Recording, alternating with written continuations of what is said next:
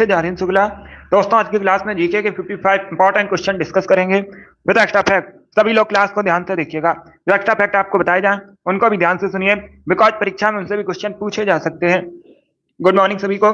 Good morning दोस्तों। चलिए शुरू करते हैं आज की क्लास। इसका आंसर करिएगा क्वेश्चन नंबर फर्स्ट के लिए। सभी जल्दी से आंसर करिए क्वेश्चन नंबर फर्स्ट के लिए। बताइए राष्ट्रीय प्रौद्योगिकी दिवस कब मनाते हैं? भारत में राष्ट्रीय प्रौद्योगिकी दिवस कब मनाया जाता है? ये दिवस से संबंधित क्वेश्चन है।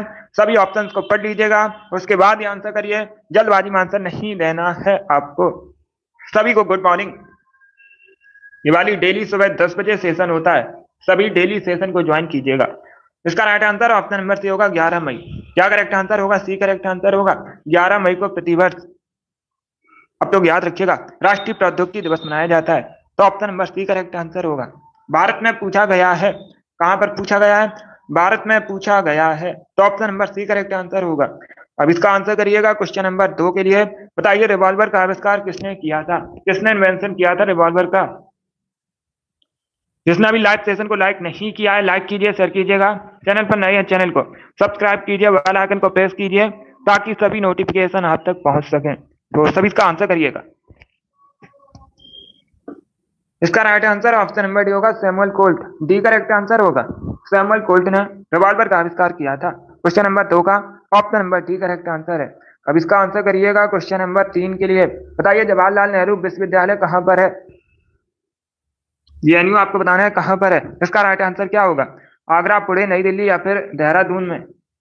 आंसर सभी लोग दीजिए, राइट या रॉन्ग आप लोग आंसर करिए। सी करेक्ट आंसर होगा नई दिल्ली में। Yes, option number C correct answer है। जवाहरलाल नेहरू विश्वविद्यालय नई दिल्ली में है, तो option number C correct answer है। अब इसका आंसर करिए क्वेश्चन नंबर 4 के लिए। महात्मा गांधी की हत्या कब हुई थी? सभी जल्दी से आंसर करिएगा। इसका right answer option number D होगा 1948 में। डी करेक्ट आंसर होगा 1948 में, 1948 में। यह पूछा हुआ क्वेश्चन है, रेलवे की परीक्षा में पूछा गया था, तो option number D correct answer होगा 1948 करेक्ट आंसर होगा। इसका आंसर करिएगा क्वेश्चन नंबर 5 के लिए। डिंग एक्सप्रेस के नाम से किसे जाना जाता है? सभी जल्दी से बताइएगा। डिंग एक्सप्रेस के नाम से किसे जानते हैं? साक्षी मलिक, गीता फोगाट, पीवी सिंधु या फिर हिमा दास? इस प्रकार से ऑप्शन हैं। आंसर आप लोग दीजिएगा, राइट या रॉन्ग आंसर दीजिए। इसका right answer option number D होगा Hima Das. D correct answer होगा। हिमा दास को डिंग एक्सप्रेस के नाम से जाना जाता है, तो option number D correct answer है। इसका आंसर करिए क्वेश्चन नंबर 6 के लिए। बताइए विश्व में सबसे अधिक आयरन का उत्पादन कहां पर होता है? क्या पूछा गया? वर्ल्ड में, विश्व में सबसे अधिक आयरन का उत्पादन कहां पर होता है? इसका राइट आंसर क्या होगा?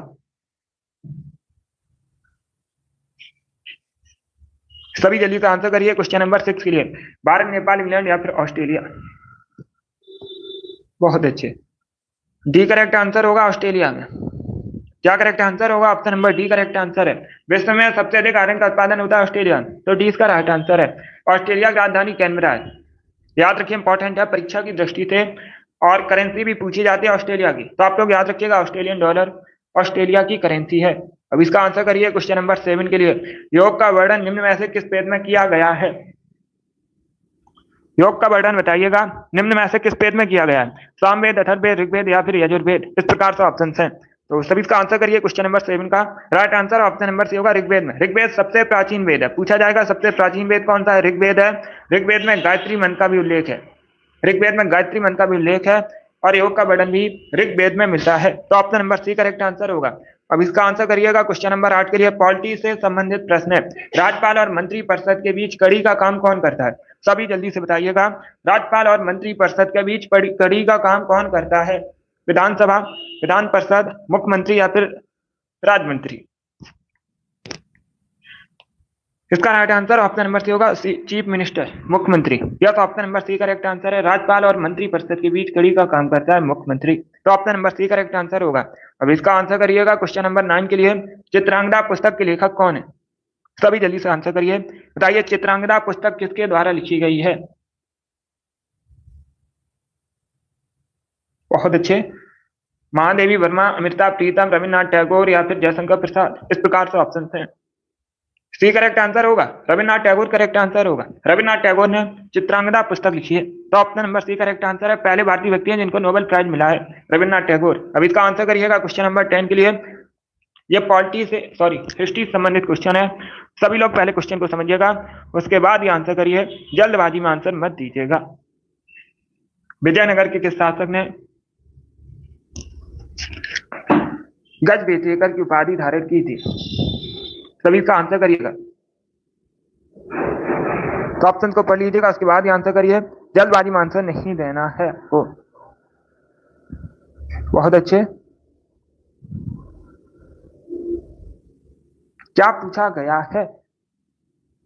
विजयनगर के शासक की उपाधि गज तक थी। तो इसका right answer option number B होगा, देवराज द्वितीय। बी करेक्ट आंसर होगा, बी करेक्ट आंसर होगा इसका। आप लोग याद रखिएगा, देवराज द्वितीय ने गज बेचेकर की उपाधि धारण की थी। Option number B correct answer है क्वेश्चन नंबर 10 का। इसका आंसर करिएगा। क्वेश्चन नंबर 11 की बताइए, अंतरराष्ट्रीय विकलांग दिवस कब मनाते हैं? अंतरराष्ट्रीय विकलांग दिवस बताइए कब सेलिब्रेट किया जाता है? शाम को 8 बजे इस चैनल पर क्लास नहीं होती है। शाम को 8 बजे संभव एजुकेशन पर क्लास होती है। कल से शुरू हुई है, स्पेशल एसएससी जीडी के लिए या फिर अन्य किसी भी परीक्षा की आप तैयारी करते हैं तो उन सभी के लिए क्लास है।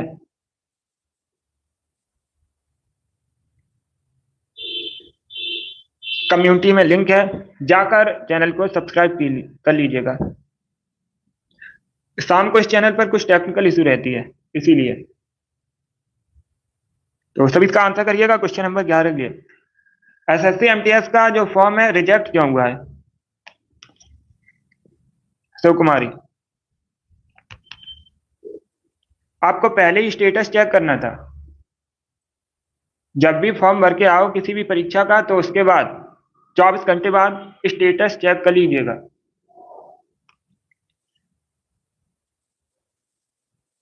सभी इसका आंसर करिएगा। Right answer option number B होगा, 3 दिसंबर को। बी करेक्ट आंसर होगा इसका, या तो option number B correct answer होगा।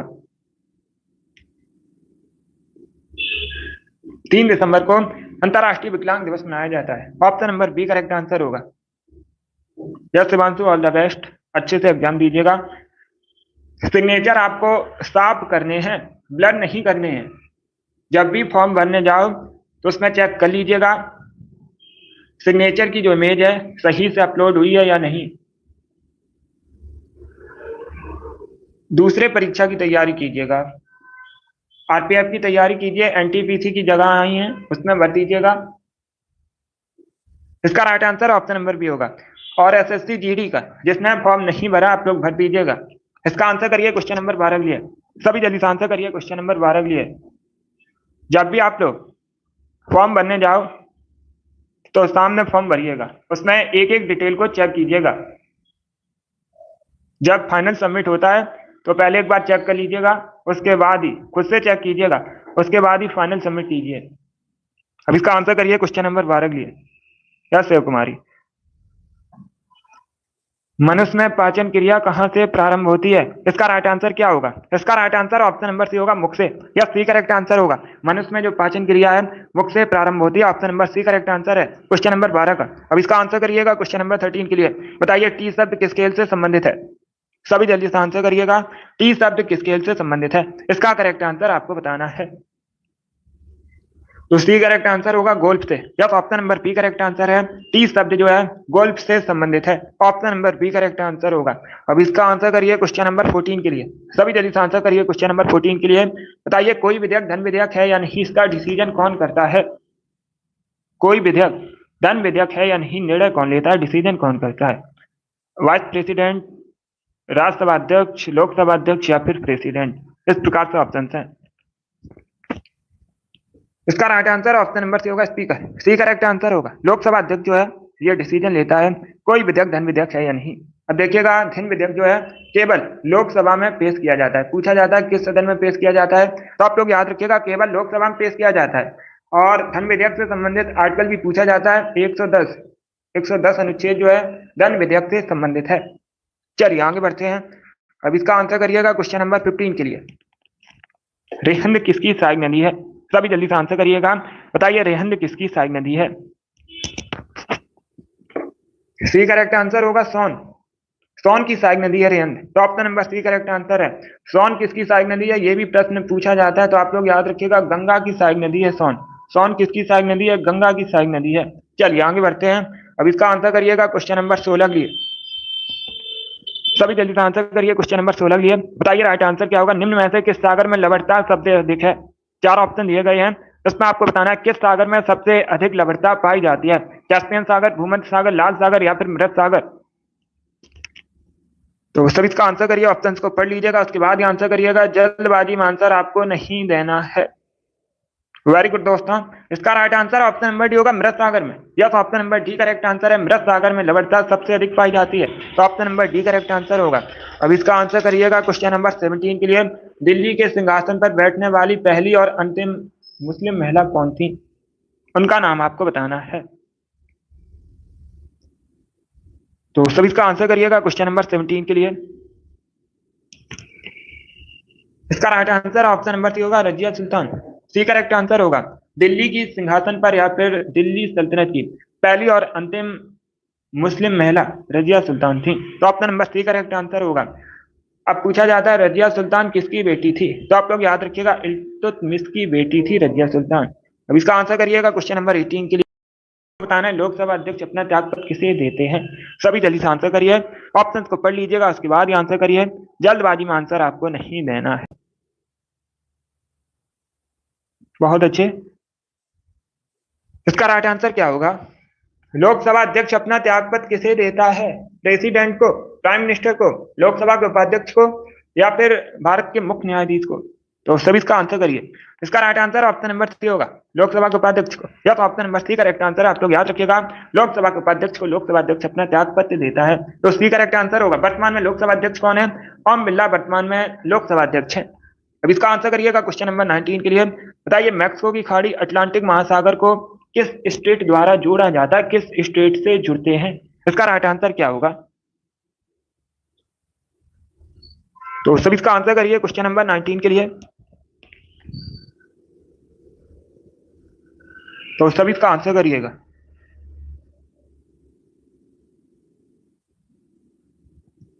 सभी इसका आंसर करिएगा।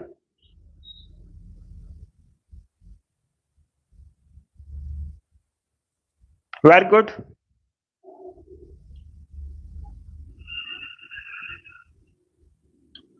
इसका right answer option number C होगा, फ्लोरिडा। सी करेक्ट आंसर होगा। बेरिंग स्टेट करेक्ट आंसर नहीं होगा।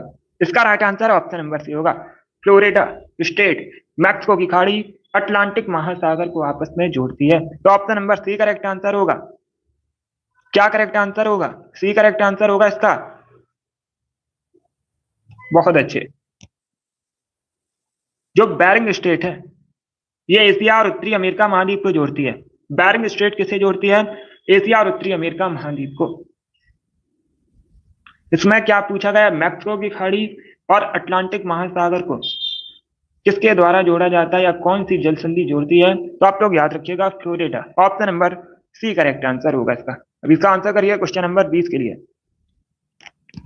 सभी जल्दी से आंसर करिएगा।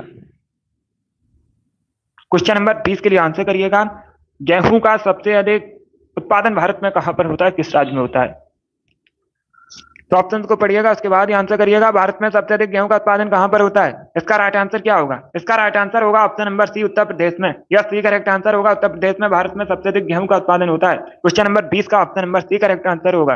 अब इसका आंसर करिएगा क्वेश्चन नंबर 21 के लिए। मड़ई नामक जनजाति पर्व मुख्य रूप से किस राज्य में सेलिब्रेट किया जाता है, मुख्यतः कहां से संबंधित है मड़ई नामक जनजाति पर्व। तमिलनाडु, छत्तीसगढ़, हिमाचल प्रदेश या फिर त्रिपुरा में। इसका right answer option number B होगा, छत्तीसगढ़। मुख्यतः छत्तीसगढ़ में सेलिब्रेट किया जाता है। क्वेश्चन नंबर 22 के लिए आंसर करिएगा। बताइए अजंता एलोरा गुफाएं कहां पर स्थित हैं।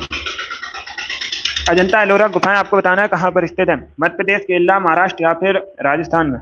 तो इसका right answer option number C होगा, महाराष्ट्र में। अजंता एलोरा गुफाएं महाराष्ट्र में है। क्वेश्चन नंबर 22 का option number C correct answer है।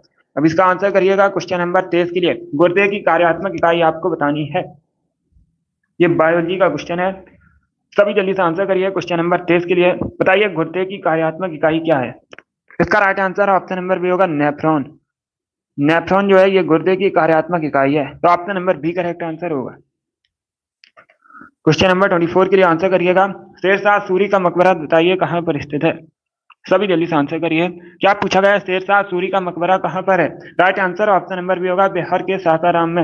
Yes, option number B correct answer है, बिहार के सासाराम में शेरशाह सूरी का मकबरा है। अब इसका आंसर करिएगा क्वेश्चन नंबर 25 के लिए। नल सरोवर पक्षी अभ्यारण्य भारत में कहाँ पर है?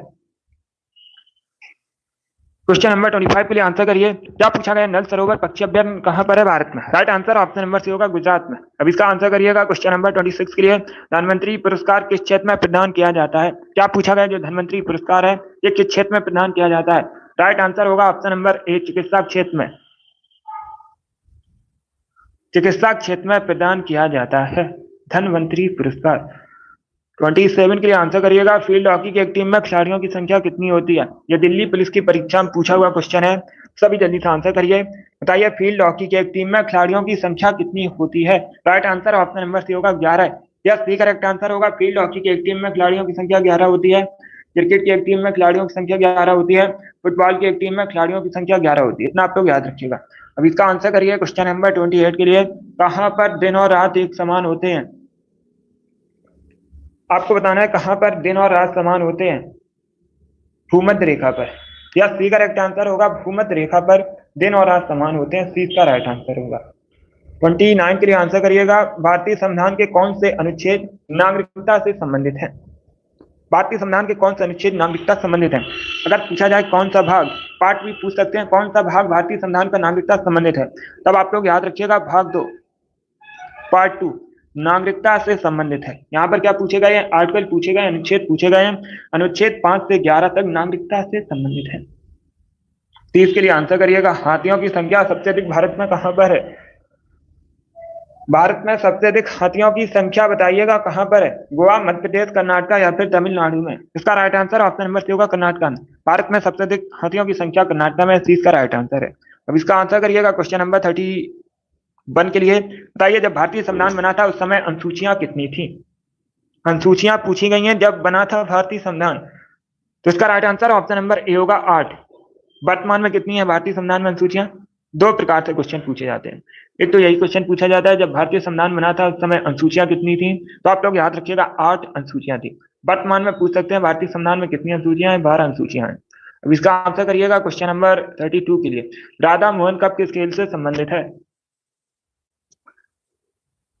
राधा मोहन कप किस खेल से संबंधित है? पोलो, ब्रिज, गोल्फ या फिर टेबल टेनिस? तो इसका राइट आंसर ऑप्शन नंबर ए होगा, पोलो से संबंधित है। Option number A correct answer है, पोलो से संबंधित है राधा मोहन कप। अब इसका आंसर करिएगा क्वेश्चन नंबर 33 के लिए। बताइए क्रिप्स मिशन भारत कब आया था? इसका राइट आंसर क्या होगा? आपको बताना है जो क्रिप्स मिशन है भारत कब आया था। क्वेश्चन नंबर 33 के लिए आंसर करिएगा। 1994, 1942 या फिर 1941? इसका right answer option number C होगा 1942। आंसर होगा 1942 में द्वितीय विश्व युद्ध में भारतीय सहयोग को सुरक्षित करने के लिए क्रिप्स मिशन भारत आया था। तो option number C correct answer होगा, 1942 करेक्ट आंसर होगा इसका। अब इसका आंसर करिएगा क्वेश्चन नंबर 34 के लिए। आपको बताना है सातवाहन वंश की राजधानी, सातवाहन साम्राज्य की राजधानी, वंश की राजधानी बताइएगा। राज्य की राजधानी क्या थी? अगर पूछा जाए सातवाहन वंश की स्थापना किसने की थी, तो आप लोग याद रखिएगा सिमुक ने। किसने? सिमुक ने सातवाहन वंश की स्थापना की थी। और एक क्वेश्चन और पूछा जाता है सातवाहन वंश के सबसे महान शासक कौन थे? इंपॉर्टेंट क्वेश्चन है, तो आप लोग याद रखिएगा गौतमीपुत्र सातकर्णी। कौन? गौतमीपुत्र सातकर्णी सातवाहन वंश के सबसे महान शासक थे। राजधानी पूछी गई है, प्रतिष्ठान या पैठन एक ही बात है। तो option number B correct answer होगा प्रतिष्ठान। इसका आंसर करिएगा क्वेश्चन नंबर 35 के लिए। अहमदाबाद किस नदी के तट पर बसा है? अहमदाबाद कहां पर? गुजरात में। किस नदी किनारे बसा है? साबरमती नदी के किनारे बसा है। Option number A correct answer होगा। अब देखिएगा पूछा जाता है साबरमती नदी का उद्गम किस राज्य से हुआ है? इंपॉर्टेंट क्वेश्चन है, कल की क्लास में मैंने आपको बताया भी था। तो आप लोग याद रखिएगा साबरमती नदी का उद्गम जो है ये राजस्थान से होता है। आपको कंफ्यूज नहीं होना है, गुजरात से नहीं होता है, राजस्थान से होता है, बाद में गुजरात जाती है। 36 के लिए आंसर करिएगा। बताइए पंचायती राज किस सूची का विषय है? सभी जल्दी से आंसर करिए। पंचायती राज आपको बताना है किस सूची का विषय है? संघ सूची, राज सूची, समवर्ती सूची या फिर इनमें से कोई नहीं? तो इसका राइट आंसर क्या होगा? इसका right answer option number B होगा, राज्य सूची। बी करेक्ट आंसर होगा, पंचायती राज राज सूची का विषय है। समवर्ती सूची करेक्ट आंसर नहीं होगा इसका, राज्य सूची स्टेट लिस्ट का विषय है। Option number B correct answer है। 37 के लिए आंसर करिएगा। तात्या टोपे का वास्तविक नाम बताइएगा। तात्या टोपे ने, आप लोग याद रखिएगा, 1857 का जो विद्रोह हुआ था, ग्वालियर का नेतृत्व किया था। पूछा जाता है कहाँ संबंधित है, तो आप लोग याद रखिएगा ग्वालियर का नेतृत्व किया था तात्या टोपे ने। वास्तविक नाम पूछा गया है, तो right answer option number B होगा, Ramchandra Pandurang. Option number B correct answer होगा। नरेंद्र नाथ दत्त स्वामी विवेकानंद के बचपन का नाम था। अब सभी जल्दी से बताइएगा, मूल संगर किसके बचपन का नाम था? क्या करेक्ट आंसर होगा इसका? मूल शंकर आपको बताना है किसके बचपन का नाम था। बाकी तो ऑप्शंस मैंने आपको बता दिए। तीसरा ऑप्शन मैंने आपसे पूछा है, मूल शंकर किसके बचपन का नाम था? सभी जल्दी से आंसर करिए।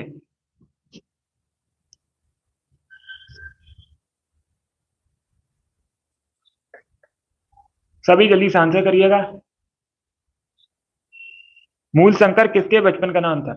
अब लोग याद रखिएगा, दयानंद सरस्वती के बचपन का नाम था मूल शंकर। बहुत अच्छे रिंकू, वेरी गुड, आपका राइट आंसर है। जी शंकर कुरूप अलग है। ज्ञानपीठ पुरस्कार प्राप्त करने वाले पहले व्यक्ति हैं जी शंकर कुरूप। दयानंद सरस्वती का मूल नाम था मूल शंकर।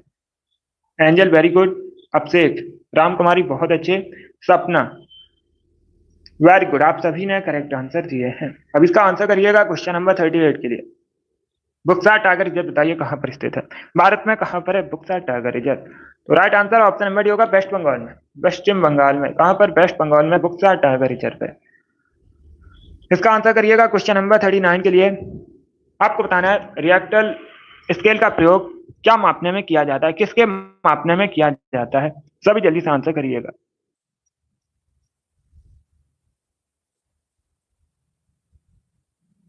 बहुत अच्छे,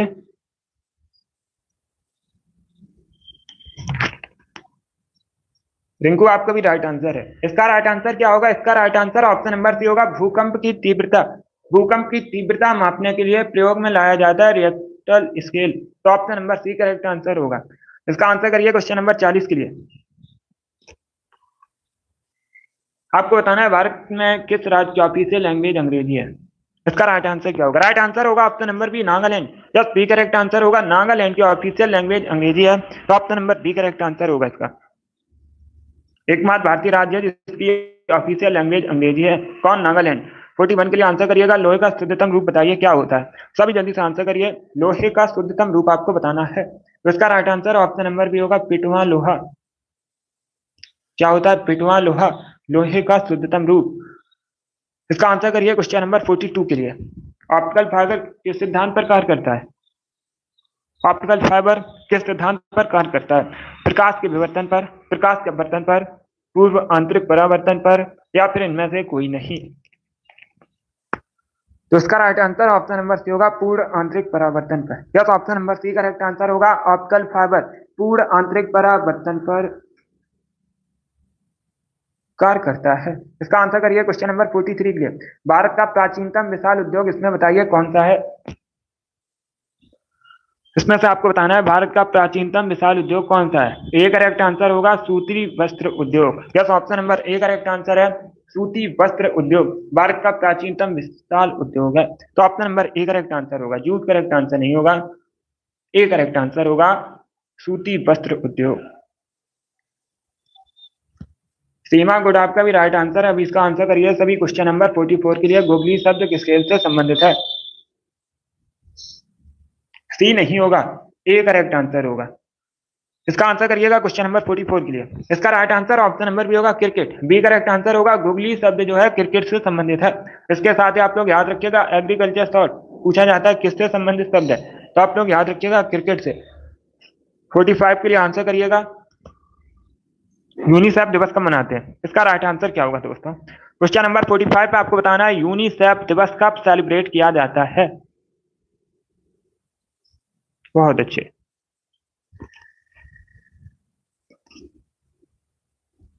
इसका right answer option number B होगा, 11 दिसंबर को। बी करेक्ट आंसर होगा, प्रतिवर्ष 11 दिसंबर को यूनिसेफ दिवस मनाया जाता है। तो option number B correct answer है इसका, 11 दिसंबर करेक्ट आंसर होगा। अब इसका आंसर करिए क्वेश्चन नंबर 46 के लिए। रेशम के पालन को क्या कहते हैं? रेशम पालन कहलाता है। तो सभी इसका आंसर करिएगा। क्वेश्चन नंबर 46 के लिए आंसर करिए। क्या पूछा गया? रेशम पालन कहलाता है। इसका राइट आंसर ऑप्शन नंबर ए होगा सेरिकल्चर। या तो option number A correct answer है, रेशम पालन को कहते हैं सेरिकल्चर। अब इसका आंसर करिएगा। क्वेश्चन नंबर 47 के लिए आपको बताना है, बंगाल के कौन से शासक हर्षवर्धन के समकालीन थे? हर्षवर्धन वर्धन वंश के शासक थे। इन्होंने अपनी राजधानी स्थानीय स्तर से कन्नौज स्थानांतरित की थी। इसका राइट आंसर ऑप्शन नंबर ए होगा शशांक। शशांक हर्षवर्धन के समकालीन थे। शशांक जो है बंगाल के शासक थे। 48 के लिए आंसर करिएगा। शुक्रेश्वर मंदिर बताइए भारत में कहां पर है? सभी जल्दी से आंसर करिएगा। शुक्रेश्वर मंदिर आपको बताना है कहां पर है। इसका करेक्ट आंसर क्या होगा?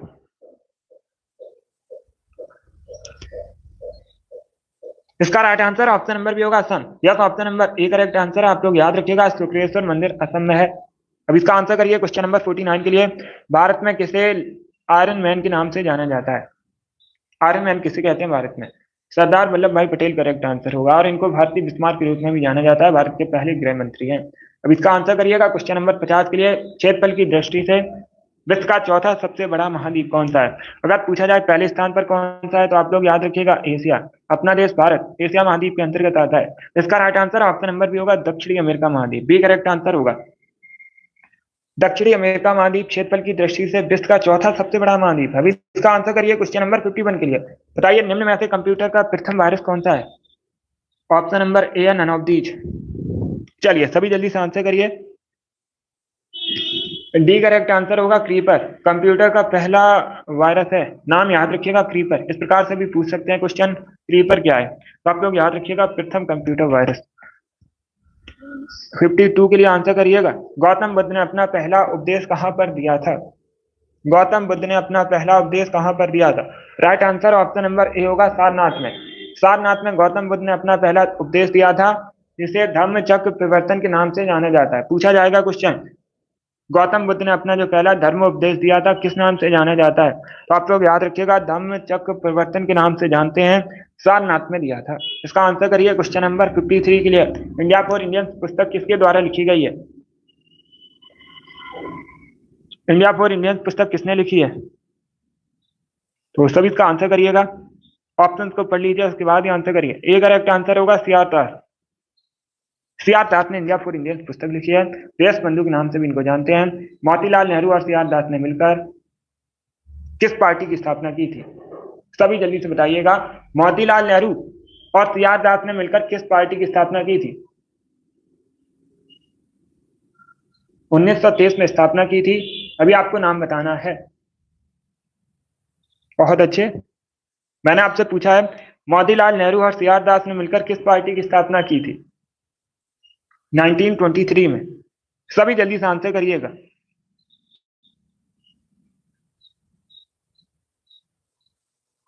बहुत अच्छे, सभी जल्दी से बताइए। Very good. आप लोग याद, स्वराज पार्टी की स्थापना। रिंकू बहुत अच्छे। स्वराज पार्टी की स्थापना की थी मोतीलाल नेहरू और सीआर दास ने मिलकर 1923 में। Very good. ये पूछा जाता है क्वेश्चन। सपना बहुत अच्छे, ऑलराउंडर, वेरी गुड। 54 के लिए आंसर करिएगा। अब से गुड। अब इसका आंसर करिए। क्वेश्चन नंबर 54 के लिए, सबसे बड़ा नदी बेसन आपको बताना है किस नदी का है? सभी जल्दी से आंसर करिएगा। इसका राइट आंसर ऑप्शन नंबर होगा गंगा नदी का। क्या करेक्ट आंसर होगा? बी करेक्ट आंसर होगा। गंगा नदी का सबसे बड़ा नदी बेसन है, तो option number B correct answer है। एंजल गुड आपका भी राइट आंसर है, बी करेक्ट आंसर होगा। अभी एक क्वेश्चन और बचा है, यह है क्वेश्चन नंबर 55। इसका राइट आंसर बताइएगा। क्षीर गंगा राष्ट्रीय उद्यान कहां पर है? क्षीर गंगा या क्षीर गंगा राष्ट्रीय उद्यान एक ही बात है। आपको बताना है निम्न में से किस भारतीय राज्य में है। तो सब इसका आंसर करिए। क्वेश्चन नंबर 55 के लिए right answer option number C होगा हिमाचल प्रदेश में। ऑप्शन नंबर सी का करेक्ट आंसर होगा हिमाचल प्रदेश में क्षीर गंगा या क्षीर गंगा राष्ट्रीय उद्यान है, तो option number C correct answer होगा। बहुत अच्छे। चलिए दोस्तों, आज की क्लास में हमने जीके के 55 इंपॉर्टेंट क्वेश्चन डिस्कस किए with extra fact. I hope आप सभी को ये प्रश्न समझ आए होंगे। तो क्लास को लाइक कीजिए, शेयर कीजिएगा, चैनल पर नए हैं चैनल को सब्सक्राइब कीजिए, वाला आइकन को प्रेस कीजिए ताकि सभी नोटिफिकेशन आप तक पहुंच सकें। चलिए इसी के साथ मैं आपको मिलूंगा अगली क्लास में। ये वाली डेली क्लास होती है सुबह 10 बजे। टाइम को याद रखिएगा, डेली सेशन को ज्वाइन कीजिए। Thank you guys, thank you for